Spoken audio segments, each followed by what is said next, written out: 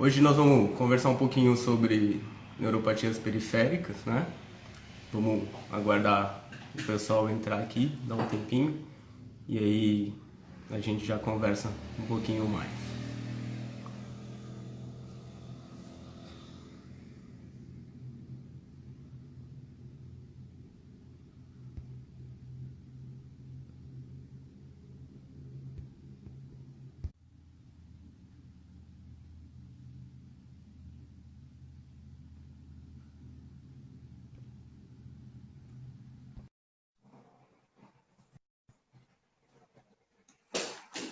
A doutora Elaine está entrando aqui. Olá, Guilherme. Tudo Tudo bem? bom?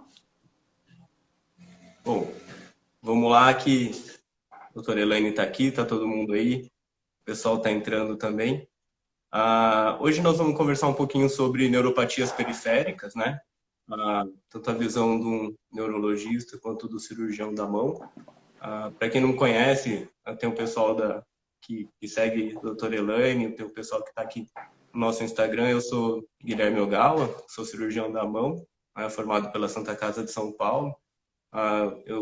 Eu fiz faculdade em Londrina, então é uma cidade que eu tenho um carinho, um amor bastante grande, então é uma satisfação estar aqui e poder trazer meu treinamento, meu conhecimento para cá, né? Queria que a doutora Elaine pudesse se apresentar também para todo mundo, por favor, Elaine. Guilherme, eu queria primeiro agradecer o convite.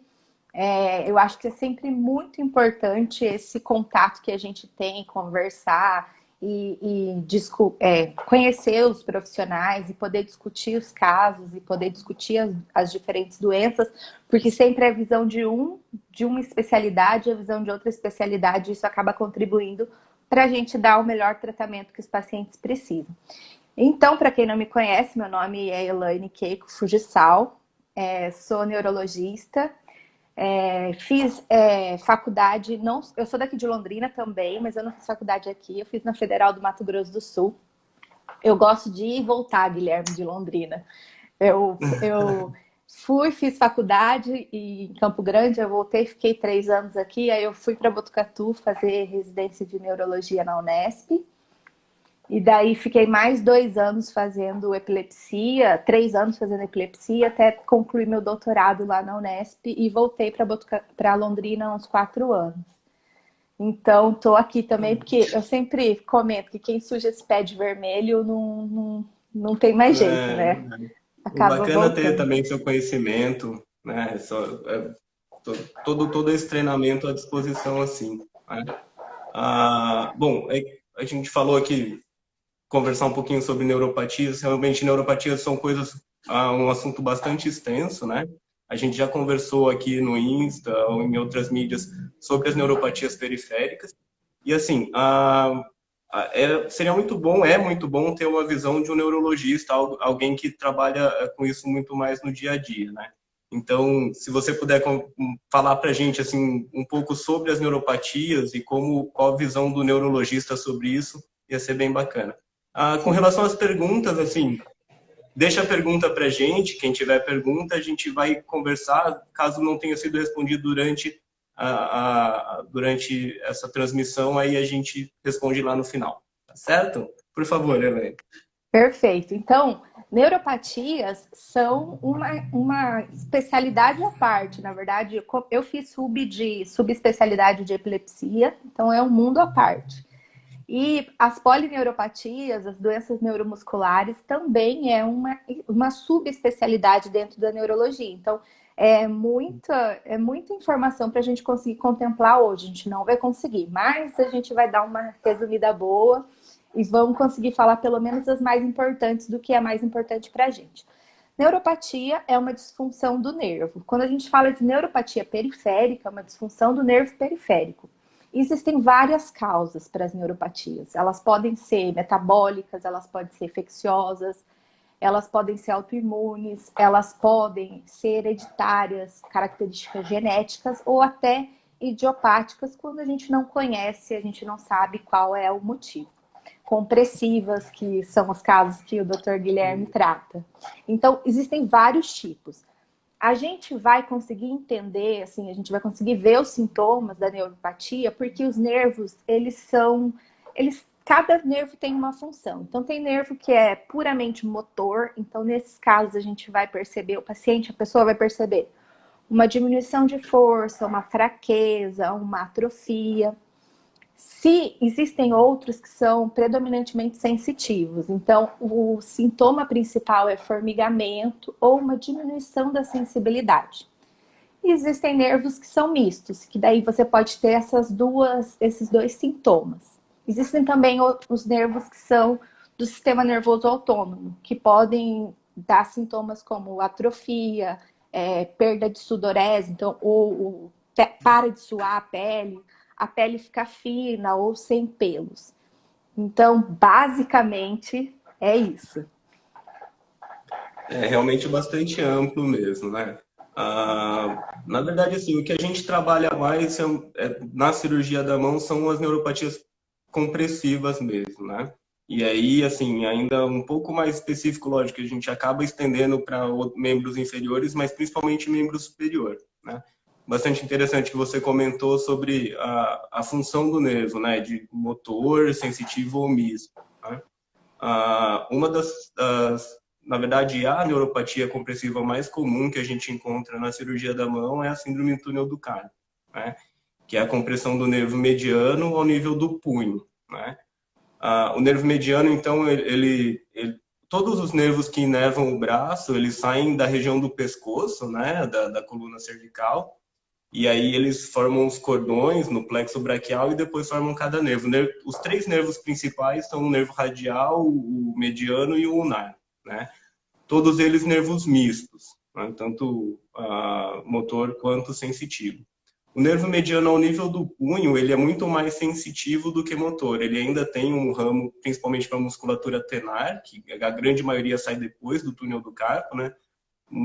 Poucos pacientes, cerca de 5%, saem antes. Mas então, assim, o principal sintoma realmente é o formigamento na mão, né? Um pouco de perda de sensibilidade. E aí, se a lesão é muito antiga, ela pode ter um pouquinho de hipotrofia da musculatura tenar, que é essa região mais gordinha aqui, logo abaixo do polegar, né? Então, assim, é baseado nisso mesmo que a gente começa a pensar em o que pode estar acontecendo. Acho que até gostaria que você comentasse um pouco assim sobre o paciente que tem um formigamento, né? Que é uma das queixas comuns. O paciente fala assim, tá formigando minha mão, ou aquela região parece que está dando cãibra, alguma coisa assim. Quando o paciente tem esses sintomas, o que ele deve fazer, como fazer esse diagnóstico, quem procurar, Então, sempre como funciona isso? me procure, é a melhor resposta, porque o que acontece? Eu acho que quando a gente... E, na verdade, os pacientes fazem isso, né? Eles sentem formigamento. Quando é uma dor, se é uma dor na mão, eles procuram um ortopedista. Mas se é um formigamento, eles podem procurar um neurologista. Isso é comum. O que eu acho que é importante? Existem classificações dentro das neuropatias, porque a gente falou que são várias, mas a classificação acaba ajudando a gente a definir essa neuropatia, essa é a causa e esse pode ser o tratamento. Essa é a causa e esse é o tratamento. Então, por exemplo, tem neuropatia que é aguda, então, ou ela pode ser crônica e agudizar, né? Então, um túnel do carpo, ele pode ser um túnel do carpo antigo e, de repente, aconteceu alguma coisa e a pessoa piorou dos sintomas. Ele pode ser ou desmielinizante ou axonal. É assim, o nervo, ele vai ter o axônio, ele vai ter a sua... É como se fosse um fio elétrico. Acho que eu já vi você explicando assim, Guilherme. É o fio elétrico e daí ele é envolto pela bainha de mielina. Quando a gente perde o neurônio, quando corta e a gente perde o axônio, ele vai ter um padrão de acometimento, que é o padrão axonal. E quando ele perde essa capinha, é a desmielinizante. Então, ele vai ter um padrão desmielinizante, tanto no padrão de acometimento, quanto na eletroneuromiografia, e daí também ajuda a gente a diferenciar. Se a gente tem a neuropatia desmielinizante, a gente pensa em algumas doenças.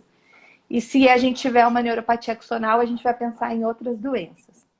Aí também tem os outros tipos, né? O que é simétrico, se é assimétrico, se compromete mais membro superior, se acomete mais membro inferior, se acomete só um membro ou se acomete vários. Então, isso acaba ajudando a gente a fazer a investigação. Então, precisa de um neurologista que tem muito conhecimento para poder fazer, pelo menos, fazer a investigação correta, né? Sim, para chegar ao diagnóstico, né? Eu acho isso realmente bastante importante, assim, né? Formigamento, perda de sensibilidade não é uma coisa normal, isso tem que ser investigado mesmo, né? Tanto quando vem para a gente e foge do nosso escopo, né? Que são alguns sintomas mais específicos de neuropatia compressiva que tem uma alteração mecânica, realmente, assim, a investigação junto com o neurologista, né? Exames um pouco mais detalhados, como a eletroneuromiografia, que podem realmente ajudar, né? Mas falando assim dessas questões, dessas neuropatias um pouco mais amplas, assim, o tratamento como funciona para você?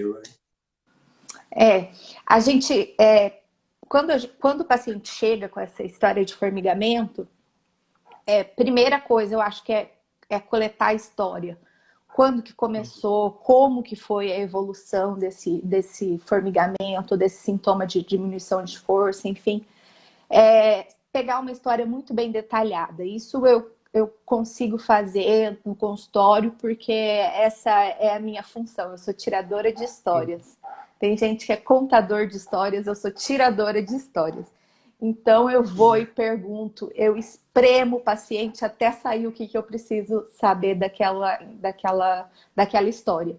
Fazer o exame físico minucioso também é importante. E daí, quando a gente fala na história, algumas coisas vão me ajudar. Por exemplo, se um paciente está com uma diminuição de sensibilidade e tem uma pessoa que mora na casa dele que está fazendo tratamento de hanseníase. Pronto, eu acho que eu vou direcionar o meu pensamento para esse tipo de neuropatia e para um tratamento específico. Ou, por exemplo, trabalha com agricultura, usa organofosforado, usa veneno. A gente sabe que tem algumas neuropatias que estão relacionadas com o uso de venenos. Então, quando a gente faz esse pensamento, a gente vai pedir alguns exames que eu acho que podem ajudar a gente a pensar no diagnóstico. Então, precisa investigar diabetes, precisa fazer investigação de função renal, função hepática, colesteróis é importante, porque a gente sabe que síndrome metabólica pode contribuir, né? Eu até queria que depois você comentasse alguma coisa sobre o túnel do carpo, que a gente sabe que tem relação. Hipotiroidismo também pode. Deficiência de vitamina, uma coisa que a gente tem que lembrar, pessoas que são vegetarianas ou veganas, não fazem consumo de alimentos, de produtos animais. E a gente sabe que a vitamina B12 é uma fonte que precisa desses produtos. Então, a gente precisa perguntar isso. Se a gente não perguntar, a gente não vai pensar. E se a gente não pensar, a gente não faz o diagnóstico. E no consultório do neurologista, assim, de neuropatia, pensando em neuropatias, o que é mais comum chegar para você? Então, eu fiquei pensando nisso, sabe? Quando eu falei, gente, o que é mais comum? Porque, olha, paralisia facial periférica de Bell. Essa é bem comum de aparecer. Principalmente em períodos frios, no inverno. Então, Está relacionado mesmo com alteração de temperatura, paralisia de Bell. Na verdade, tem uma relação com otite, com infecção por herpes vírus. Então, você já teve um herpes antes. E daí você reativou o herpes, então você pode fazer paralisia facial. A gente relaciona com o inverno porque as doenças de via aérea respiratória são mais comuns no inverno. Mas assim, ela pode acontecer no ano inteiro. Mas o paciente vem super preocupado pensando que teve um AVC. Assim, pode, mas é muito raro que um AVC faça paralisia seja tão específico. Facial completa. Geralmente acontece isso, mas tem uma diminuição de força também no braço, então é menos específico. E tem tratamento, paralisia facial de Bell. Então, isso é importante, porque a paralisia facial, a recuperação, ela está muito relacionada com o tempo do tratamento. Então, se o paciente chegou com menos de 24, 48 horas, a recuperação é maior, a chance de recuperar é maior. A gente usa geralmente a ciclovir, que é um antiviral, prednisona, que é um corticoide, e colírio também, porque na paralisia facial a pessoa fica com o olho aberto, né? Aí pode fazer Fazer lesão de córnea. lesão de córnea, é isso mesmo. E, Então, daí a gente tem bom, que tomar então, de cuidado com novo, isso. sempre procurar um profissional com qualquer alteração, né? Não achar que vai passar, Não. né? E, Isso é e a, importantíssimo. o ser humano é assim, né, Guilherme? O ser humano, ele tenta racionalizar. Fala, ah, deve ser porque eu tô nervosa. Eu já escutei isso muito de paciente. Ah, eu tô nervosa, por isso que eu tô com a boca caída. Ah, eu vou AVC mesmo. Eu tô com o braço formigando, com a perna formigando. Eu vou esperar ver se passa. E o tempo E, do tratamento, se a gente enrolar muito, a gente pode perder. com certeza, né? Falando de nervo, assim, para a gente também. Existem tanto causas mecânicas compressivas, né? Como no caso da túnel do carpo, síndrome túnel cubital. Existem algumas lesões traumáticas, né? De nervos. Lógico, você considera meio que uma neuropatia porque é uma doença do nervo, né? Mas é uma doença traumática. Nesse tipo de lesões, realmente muito importante o tempo decorrido da lesão para a gente poder fazer o reparo cirúrgico, né? Então, assim, até uma lesão que a gente acaba dando nome, que é a lesão do pão de queijo, né? Que o paciente vai soltar os pães de queijo com a ponta da faca, e a faca acaba escorregando e perfurando. Geralmente até uma perfuração pequena, assim, eu tive um paciente há um tempo atrás, tinha uma perfuração de 0,5 centímetro, 5 milímetros, né? Só que a ponta da faca foi e acertou certinho o nervo, Que né? azar, Então é né? importante nessa hora, assim, e lógico que na hora do acidente, tá com dor, tudo, às vezes você acaba passando despercebido, mas é importante de novo, né? O exame físico e a história para se saber se tem a lesão, porque às vezes essa lesão passa despercebida, o paciente não foi orientado por quem atendeu e acha que aquilo é normal, né? E aí se passa uma semana, 15 dias, esse reparo ele já não consegue mais ser feito diretamente, né? A gente não consegue simplesmente reconectar os nervos, porque eles retraem, né? E aí, a partir do momento que você não consegue colocar eles sem ficar repuxando, sem tensão, esse reparo já não é tão adequado. Então, aí, às vezes você precisa até enxerto de nervo, tem que tirar nervo de outro lugar. E nada, quando você fala enxerto de nervo, é inócuo, né? Que não vai ter problema. Vai ter menos problema do que se fosse assim, por exemplo, o polegar. O polegar é um dedo extremamente importante. Então, se você tem uma lesão de nervo nele, às vezes você perde a sensibilidade para pegar as coisas. Então, aí vale a pena você tirar nervo, por exemplo, da perna, né? Deixar uma área de hipossensibilidade na perna para reconstruir o nervo, né? Então, a questão de tempo, dessa preocupação mesmo, assim, se tá sentindo diferente, não tá certo mesmo, né? Então, idealmente, procurar um profissional para que isso possa ser amenizado ou tratado de forma completa mesmo, né? Mais rápida possível. Meu marido Com vai me certeza. matar, mas eu vou contar essa história. Ele queria fazer um churrasco e daí ele tinha uma churrasqueira pequenininha, isso antes de casar comigo. E daí ele queria fazer uns pedacinhos de carvão pequenos. O que ele fez? Ele colocou o carvão na mão e pôs a faca assim. Sim. E daí E aí fez acontece. assim e cortou. Só que daí não cortou nervo, pegou a artéria, jorrou de sangue, chegou no hospital e suturou lá a artéria, ele ficou bem. Mas geralmente esses acidentes são acidentes bobos, que a gente, Sim. extremamente, às vezes é por falta de atenção mesmo. E daí, Por às vezes, a descuido, pessoa. assim. É descuido. Aí, às vezes, a pessoa tem vergonha de ir no médico, porque fala, ai, não, mas eu tô tão idiota, eu não vou contar pra ele que eu fiz isso. Mas todo acidente é idiota, né, Guilherme? É importante a Assim, gente. depois que acontece, parece que não faz sentido, né? Mas realmente acontece, né? Então, E realmente, assim, para gente que, para o paciente às vezes é uma vez na vida, né? Mas para gente que acaba acompanhando e atendendo esses casos, isso realmente é uma coisa frequente. Então, assim, parece muito corriqueiro. Não, eu só vou pegar uma faca aqui e soltar, não vai ter problema. Mas acontece.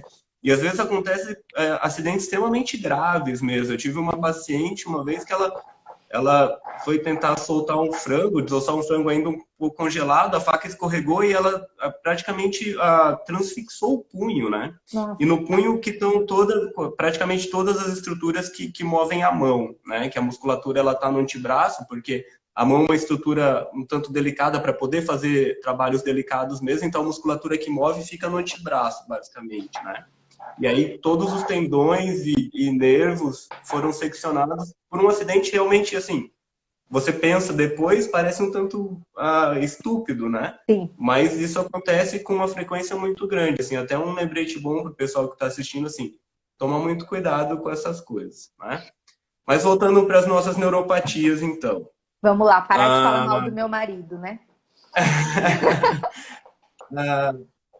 Você tinha comentado, né, que avaliar alterações metabólicas, diabetes, hipotireoidismo realmente são doenças bastante associadas com as síndromes compressivas, né, de nervos, síndrome compressivas dos nervos periféricos, principalmente túnel do carpo, né. No consultório do neurologista, você recebe bastante síndrome compressiva, não tanto? Então, eu acho que essa é a segunda ou terceira. A paralisia facial periférica é uma. Túnel do carpo é uma patologia que aparece com frequência Uhum. e geralmente quando é mais leve, né?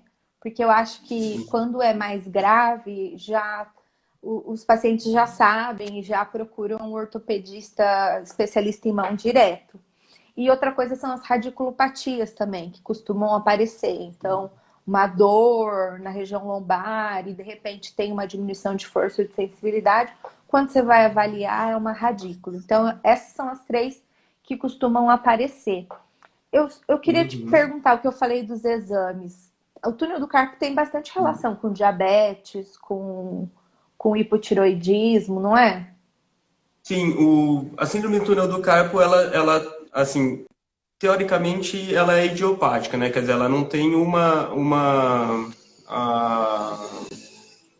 ela não tem uma definição, assim, uma causa definida, na verdade, né?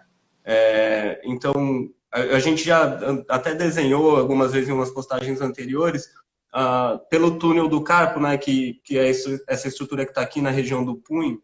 Atrás são os 8 ossos do carpo que compõem ela. Eles formam como um túnel mesmo, né? E na frente você tem um tecido bem firme, que é o retináculo dos flexores. Então, por esse túnel passam 10 estruturas, né? Que são 9 tendões, né? Que é 2 tendões para cada dedo, que dobram a falange distal, né? E a falange proximal. Então, 2 para cada dedo, 8. E uma para o polegar, 9. E além disso, o nervo mediano, que nerva o polegar, o segundo, o terceiro dedo e metade radial do quarto, né? Então, assim, como não tem uma causa definida, esses tendões, eles inflamam, ou por esforço, ou mesmo por alterações hormonais, né? Tem uma questão com sobrepeso relacionado também. E aí, esses tendões aumentando de volume, o túnel, ele não aumenta de volume. Então, acaba ficando tudo engurgitado ali dentro e quem acaba apertando o nervo, né? E o que acaba gerando esses sintomas de formigamento e tal, que incomoda o paciente. Essa investigação do diabetes, do hipotireoidismo, ele deve ser feito, né? Mas isso também não altera muito o prognóstico da doença, né? Não é porque tem diabetes que vai ser pior ou não. Algumas vezes você conseguindo controlar a doença, esses sintomas melhoram um pouco, né? Sobrepeso também, assim, sobrepeso, se você consegue controlar o sobrepeso, alguns pacientes melhoram. Mas é o que eu geralmente converso com meus pacientes, é que, assim, é um problema mecânico, né? A síndrome do túnel do carpo, a síndrome do túnel cubital, que é no cotovelo, né? O mesmo canal de Guion, que é o nervo ulnar aqui no punho, tá? São problemas mecânicos em que o tratamento definitivo é a cirurgia, né? Eu não sei como neurologista se você tem algum tratamento clínico, algo que consiga ajudar os pacientes, fora o controle das doenças associadas. Então, para túnel do carpo, eu acho que na verdade a gente sabe que o tratamento cirúrgico ele é o de escolha, mas acho que às vezes os pacientes eles não querem se submeter à cirurgia, Uhum. né? Então, então eu Sim. falo, olha, procura o Guilherme. A pessoa fala, não, não, não. E no final das contas a gente tenta fazer fisioterapia, mas é durante um Uhum. período, né? Sim. E daí, depois de um tempo, se não houver melhora, o tratamento cirúrgico é o recomendado. Uhum. Assim, eu como cirurgião da mão realmente, né? O que tá pra gente é o tratamento cirúrgico, mas existem algumas situações em que você ah, realmente lança a mão de um tratamento clínico de algo um pouco menos agressivo, apesar de que isso não vá ser definitivo, né? A gente estava falando de alterações metabólicas, doenças associadas, tem uma associação muito grande com gestação, né? Ou mesmo lactação. Então, mães que estão aumentando ou mães que estão esperando o bebê, elas têm alterações hormonais e que acabam causando edema praticamente no corpo todo, né? E isso os tendões também acabam sofrendo e existe uma incidência maior de síndrome do túnel do carpo ou outras tendinopatias, tipo dedo em gatilho, de Kerven, né? Que é a dor aqui na borda radial do punho em pacientes que estão gestando ou lactando, né? Esses pacientes, eu acho que eles se beneficiam muito de uma tentativa de tratamento clínico com fisioterapia, né? Eu utilizo corticoide de depósito, eu acho que tem uma resposta razoável e às vezes até infiltração mesmo, né? Infiltração local, que seria aquelas injeções no punho e tal. Os pacientes têm uma resposta razoável, assim. Principalmente esses em que estão num período meio transitório. Eu sempre explico para meus pacientes que são gestantes ou lactantes, que muito provavelmente mais para o final da vida elas vão ter síndrome do túnel do carpo, né? Mas que talvez naquela ocasião a infiltração vai ajudar e postergar um tratamento cirúrgico se necessário, né? Mas realmente, assim, o tratamento cirúrgico, ele para os pacientes pode parecer um pouco agressivo, mas é uma cirurgia relativamente simples, né? Você sendo assistido por um profissional especialista nisso, né, em cirurgia da mão, os índices de sucesso são, para não falar 100%, 97%, 99% de sucesso no tratamento, né? Porque alguns pacientes chegam e falam, mas eu tenho uma amiga que operou e que não ficou bom e tal. É porque é importantíssimo você ter o conhecimento anatômico da região, né? Cirurgia é basicamente isso, é conhecimento prévio e anatomia local, né? Se você Sim. sabe o que você tem que fazer, o que você tem que preservar ali na região, que você tem que tomar cuidado para não machucar, essa cirurgia se torna simples, né? Mas não é tão simples adquirir esse conhecimento, né? Então, por isso é muito importante assim você procurar um especialista, tanto um neurologista quando você tem algum sintoma diferente, né, uma neuropatia, um formigamento e tal. E se realmente for fazer uma cirurgia, optar por um cirurgião da mão ou um neurocirurgião que trabalha bastante com nervo periférico. Eu acho que hoje, assim, a prova disso é o que a gente está fazendo agora, que é tentando passar informações, né, por meio de mídia social. A informação, ela está muito disponível, né? Lógico que, assim, da mesma forma em que bons profissionais fazem propaganda, maus profissionais fazem propaganda também.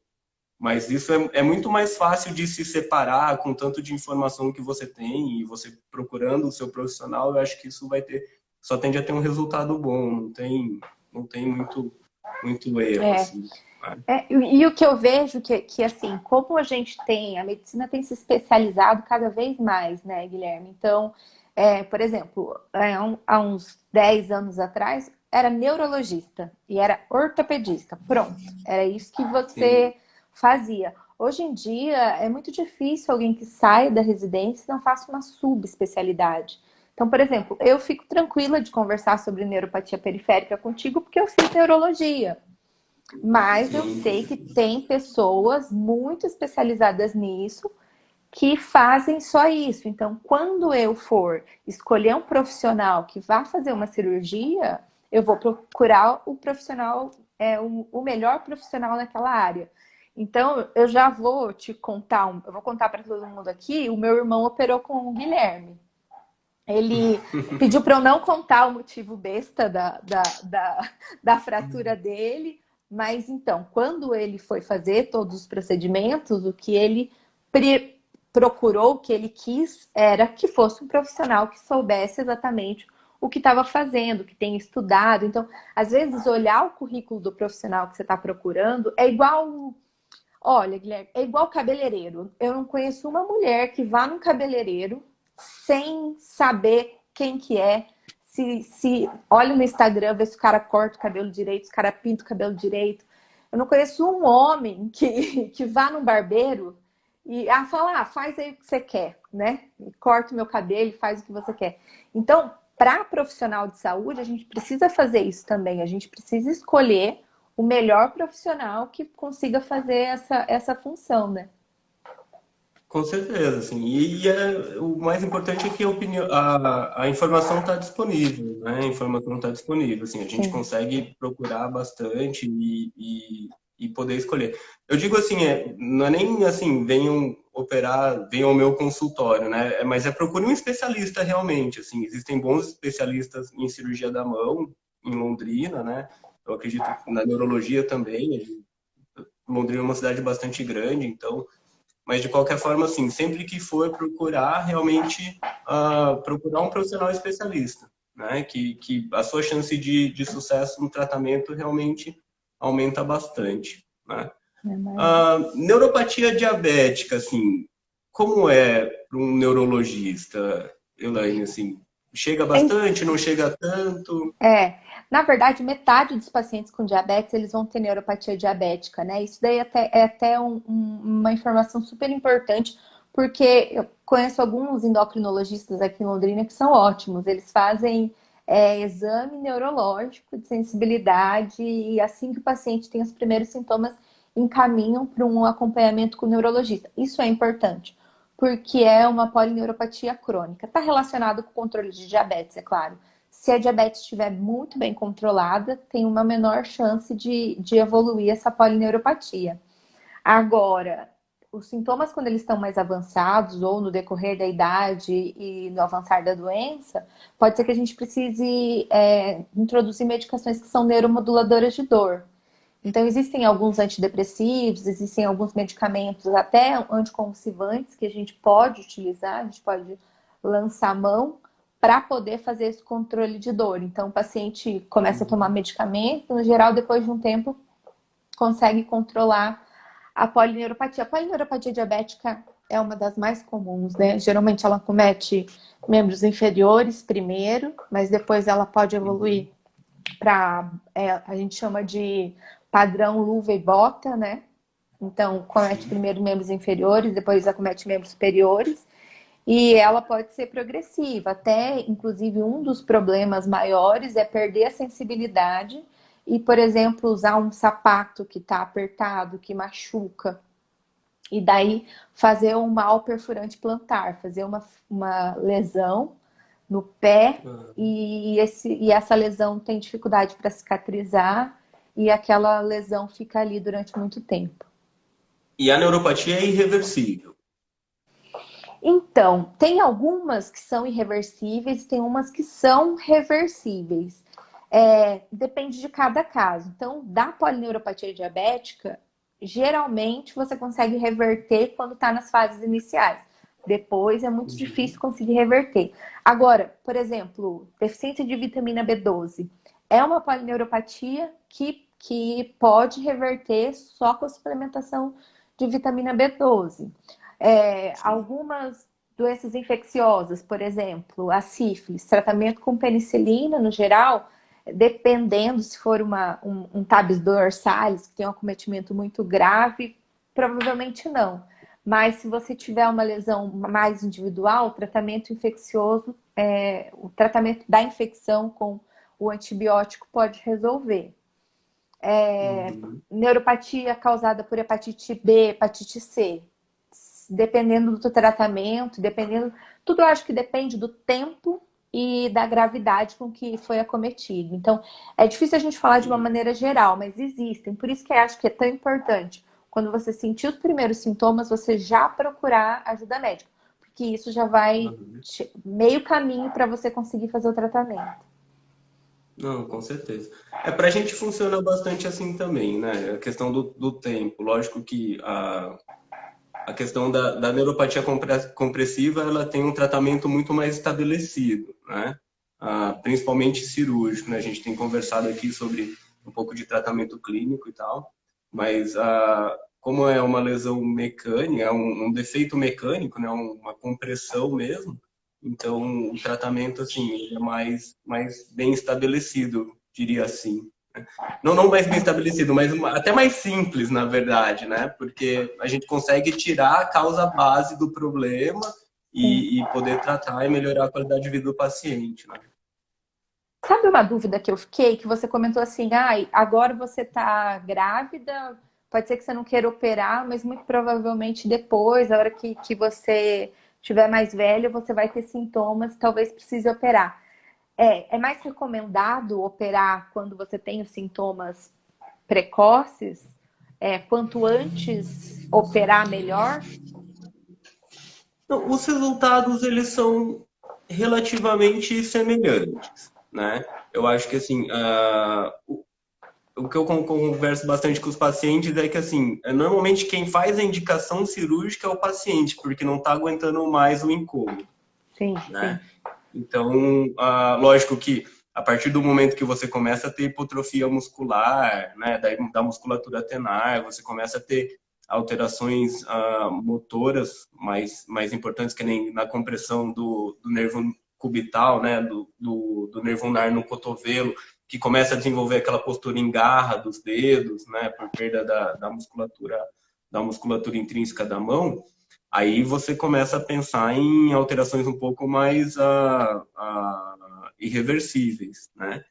Mas muito antes disso, como são nervos mistos e ele tem dor, tem um incômodo bastante grande, geralmente a gente opera antes de chegar a esse nível, né? Entendi. Mas não existe, assim, uma correlação tão grande. Não, vamos operar logo que começou. Não, às vezes a gente não precisa ser tão agressivo.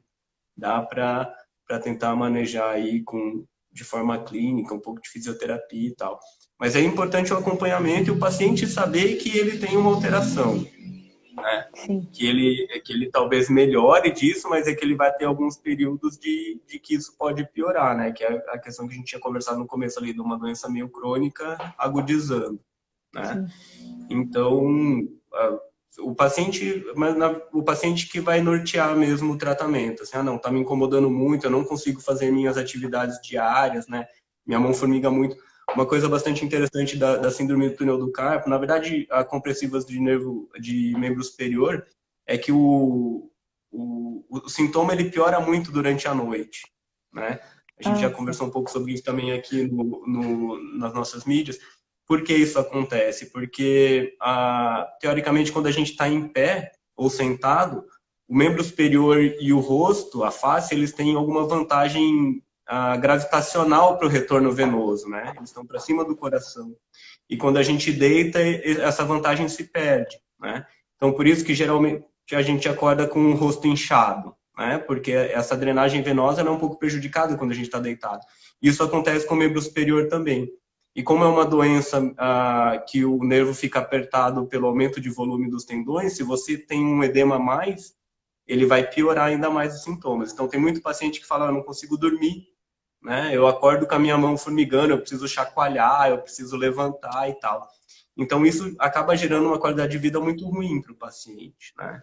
E é basicamente isso que norteia a decisão do tratamento cirúrgico. Assim, olha, eu tenho uma lesão que me incomoda muito, eu não consigo mais conviver com isso, então vamos dar um jeito.